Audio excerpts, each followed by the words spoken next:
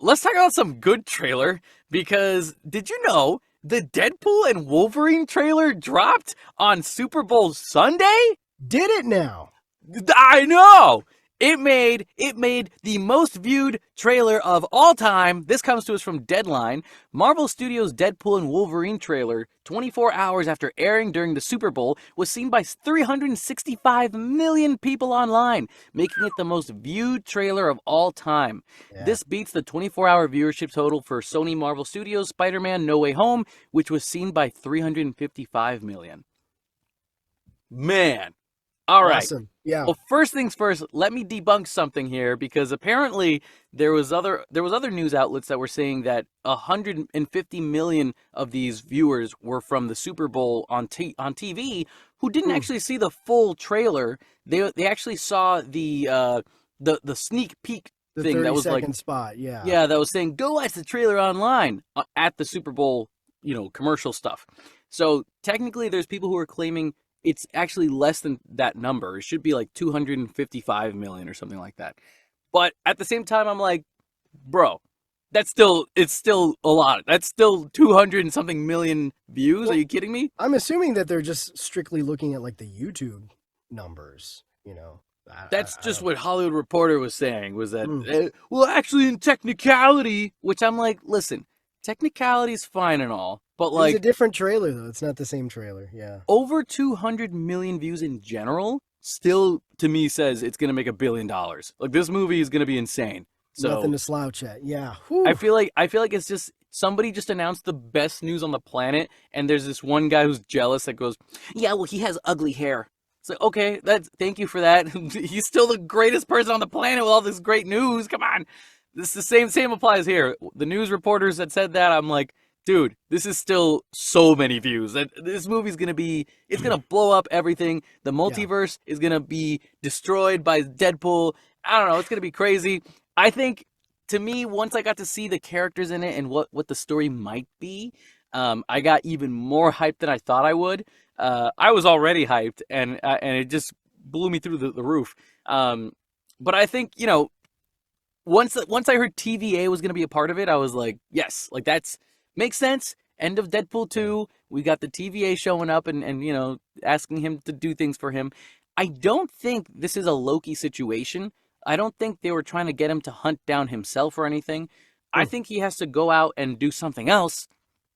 Maybe go after the twin sister of Xavier, which we will talk about. Because I don't know if you Mm. saw this in the trailer. There was a bald headed person, and Yes. people are saying it's going to be a girl who is playing the twin sister of Xavier.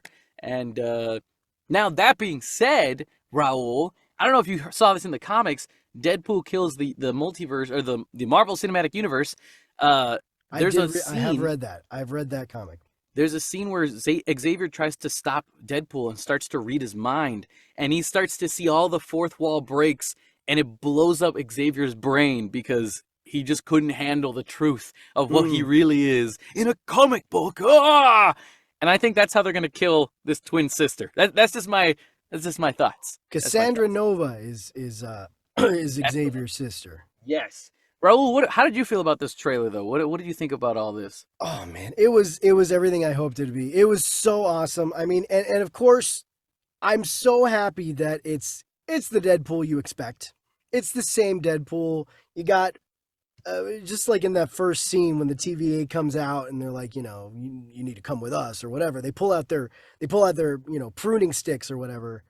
He like makes a pegging joke. He's like, pegging's not new to me, but it is for Disney. And then looks at the Wink. camera. It's like, all right, this is Deadpool. This Cool. is I feel much better now. I feel confident in well, it was in the hands of the same writers as the first two, and Ryan Reynolds is just as involved. And we talked about it before. Like Disney gave them carte blanche. They were just basically like do whatever and didn't restrict them at all.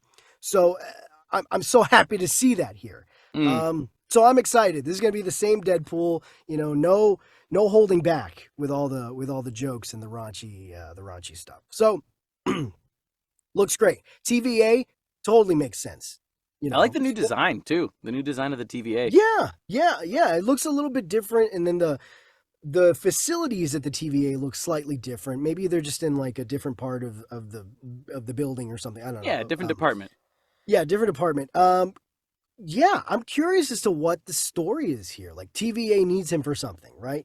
But if you notice later on in the trailer, he's fighting TVA agents. So it's like maybe at some point he turns, for Mm, whatever reason. So I wonder what it is that they're wanting him to do. And then of course there's like some scenes there that I remember I sent you back to back pictures, like side by side pictures of him in the snow, that snowy forest, and it looks a lot like the snowy forest from Age of Ultron when they're fighting, oh and yes. they're about to attack the Hydra base, which is really interesting. And of course, you got shots of what we think might be the Void, right? Mm, We're not 100% sure, but it looks like you've got the 20th Century Fox logo in the background, all like, all collapsed and stuff. And it looks like these different things that look like maybe some things from different universes that may have been pruned and yeah. sent to the void. You got Aaron Stafford coming back as Pyro. That quick glimpse of him, like, oh, this is the best part or whatever. Um, Which may I add, we just watched X2 last weekend, right, that's right. and I hadn't seen it for a long time, so I basically was watching it as if it was a new movie for me. And Yeah. it was right after I'd seen that movie that then you see Pyro in the trailer the next day. It was freaking awesome. I was like, oh man, like I'm so glad I'm starting to watch all these X-Men movies. Next weekend's gonna be X3, so I gotta watch that. And I'm just catching up to all these Deadpool films and all these Fox films until we get to Deadpool. I think I should add in the Fantastic Four movies as well, just because I'd never seen Mm. the second or the third Fantastic Four movie with Michael B. Jordan. Um, Mm. but I'd seen the other two originally. I know I heard it's bad. I heard the first half is good, but then the second half you're like, oh, what are you guys doing? I think the Josh Trank, Michael B. Jordan one, I think that one's worse than the original two, than the first two even. I just Ooh, sucks. well, Man, what do you think is going to happen here? What do you think is the potentially the plot? What do you think they're recruiting Deadpool for? all we have to go off of is the fact that the main I think the guy's name is Paradox, the character who's working with Deadpool, Right, right, right. tells Deadpool you could be the multiversal hero, and then he goes, "Oh, I'm Marvel Jesus," which that's hilarious. Yeah. Really good on Ryan Reynolds for making that joke.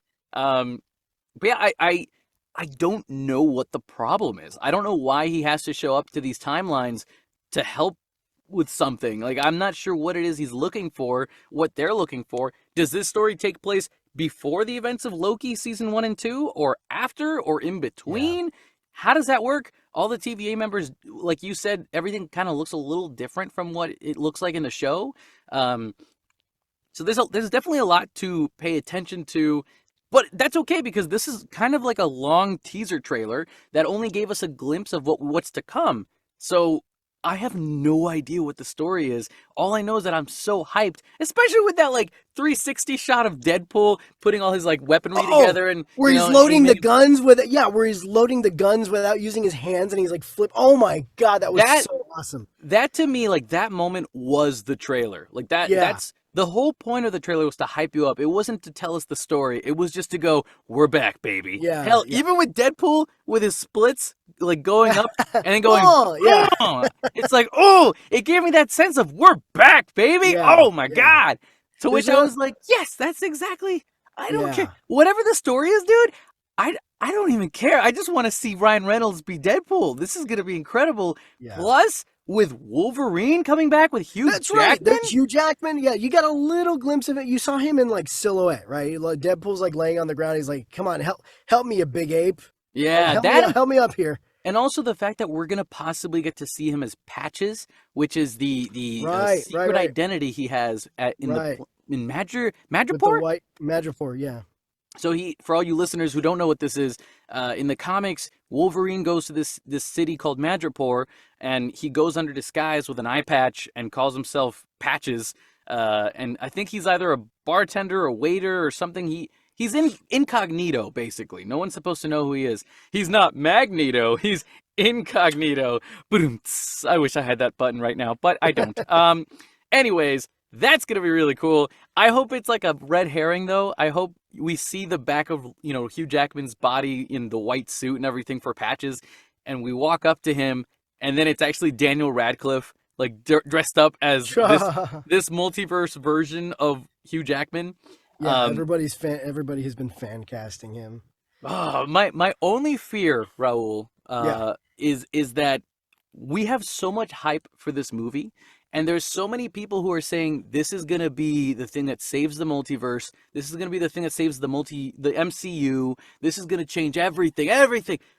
I just want to make sure that we focus on the main emotional storyline, like the Mm. through line of this movie, which is, if you watch the past two Deadpool films, it's always about a very private and specific relationship that Deadpool has. The first one is his love with his, fiance slash girlfriend, who I think is not his girlfriend anymore in this third movie, possibly. Yeah, I was gonna bring that up. Yeah. But then Deadpool 2 is about building a family and like him gaining these friends that can be with him for the rest of his life. Yeah. So now in this third movie, it's like, okay, we had girlfriends, we had family, now we have children? I don't know. I have no idea. I don't know, but it definitely. I'd like to think that they're going to keep that emotional through line throughout because there is definitely something going on with him and Vanessa. They don't. It doesn't seem like they're together anymore. She calls him buddy, and there's like awkward kind of silences that they show, and he says like, "Oh, it's been a tough few years," and it seems like they're kind of on rocky ground, or at least not romantically involved anymore. So they might. It looks like they might keep that through line. I still think that maybe because he's immortal or something, he realizes all his family's going to die anyways, and so the only true person that can be around him from now on is Logan, Wolverine, because he also is immortal. So maybe, and that's why, oh my God, it's all coming clear to me now. It's called Deadpool and Wolverine because the movie's about them being best friends. And like besties, they hate each other, but they love each other at the same time. I'm Maybe so that's the excited relationship. for this dynamic. Yeah. Oh, I also still think Vanessa, if he goes to the MCU, like Wade should die for some reason, and then obviously he'll recover. But when he dies and goes to wherever he has to go, he meets Lady Death, and Lady Death is Vanessa. Ooh, in that multiverse. Because in the comics. Yeah, so that way he'll be like, "Oh my God!" No, in the comics, she's not Lady Death. So he could let go of her. But he courts Lady Death. Right. He courts Lady Death in the comics, and they could very well just mesh the two together. Right, exactly. Like in this multiverse, like they're known to do. Lady Death just happens to look like Vanessa, and he's like, "Wow, that's awesome! Like I want to die all the time now just to see Lady Death and see my girlfriend, because my girlfriend is like technically they kind of did that in Deadpool 2. So when he dies, he sees Vanessa in heaven, but like now in the MCU, she's Lady Death. There you go, problem solved. There's some theories I heard people kind of throw around about like one of the reasons they want him. The TVA wants him because Paradox is like you're special, right? And so whatever it is that's special about him, they need him and him only for this specific job. And I've heard people theorize like, oh, it's probably that he's special because he can break the fourth wall, and so that's what they need him to do. And I don't know about you, but I don't like the idea of his fourth wall breaking being canon in the movies and having that be a power of his. Is like, oh well, you can see the fourth wall and you can see that you're in a movie. Like we need that right now. We need you to help us with that because we think because of that you can see through different dimensions. And I'm like, I don't know if I like the idea of him breaking the fourth wall just being a stylistic choice for both the comics and the movies. I don't want them to make that like a power of his, Yeah, I don't think that's gonna be it. Although I also don't know why in the world you would want to ask Deadpool to help you with something because that man is kind of insane. So like I would much rather get Wolverine to do something for me than Deadpool. Although Wolverine would probably be more hard-headed to get him to do something for you. So I don't know. Whatever the explanation is, I hope it makes sense. And I mean, it's enough to convince Ryan Reynolds to do it, and it's enough to convince Wade Wilson to say he's Marvel Jesus, so he's excited about it. Also, Can I just add, when you call Wade Wilson special, of course it's gonna go to his head. Like he's gonna be like, Yeah. I'm so awesome. Like I am Marvel Jesus. Like he's so excited to be told he's special. Of course he's gonna do whatever you want him to do. Maybe that's how they got him to do it. They just pamper him a little bit and then they convince him, you know? Man, I love how this trailer for me plays on two different levels because it's like, Marvel has not been doing well recently. The quality has kind of slumped a little bit, and we need someone to save the MCU. Oh And this yes. trailer works on multiple levels. Like they need Deadpool to save the MCU. We need Deadpool the movie to save the MCU. And I'm hoping that this is gonna be the one that gets us back on track. There is We a need line. Deadpool. There's a line where the sky meets the sea and it calls me. That is what Deadpool is going for. He's going to find that through line. But you know Okay. who else does that? Yeah. Is freaking Moana, baby. Did you like that segment? That was That pretty good. was a As soon as I thought it of was it, a I was little like, oh man, I gotta say that again. it was a little clunky. Hey, he's gonna see it. He's gonna sing Moana songs probably in Deadpool 3. You know, he sang Frozen at one point in the first game, or the movie, first movie, not game. Do you know what I'm talking Oh about? yeah, the Barbara Streisand when she was singing that song, he's like, "Doesn't this sound familiar?"